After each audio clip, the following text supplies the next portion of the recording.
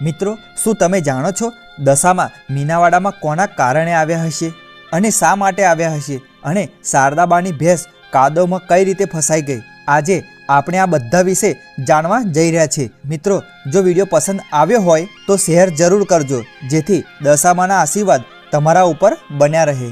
મિત્રો, 1999માં છઠ્ઠા મહિનામાં માતાજી અહીંયા પ્રગટ થયા હતા અને મિત્રો ટૂંક જ સમયમાં દશામાના વ્રત પણ ચાલુ થવાના છે.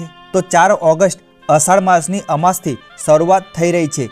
તો મિત્રો, મંદિરના ઇતિહાસ વિશે થોડું જાણી લઈએ. મિત્રો, જ્યારે શારદાબા ભેંસો ચરાવવા માટે મોહર નદીના કાંઠે જાય છે ત્યારે તેમની ભેંસ કાદવની અંદર ફસાઈ જાય છે. ત્યારે આજુબાજુ કોઈ મદદે ન આવતા ત્યારે તેઓ માતાજીને પ્રાર્થના કરે છે. ત્યારે ડોશીમાના રૂપમાં દશામાં હતા અને શારદાબા બધી જ વાત એ ડોશીમાને કહે છે.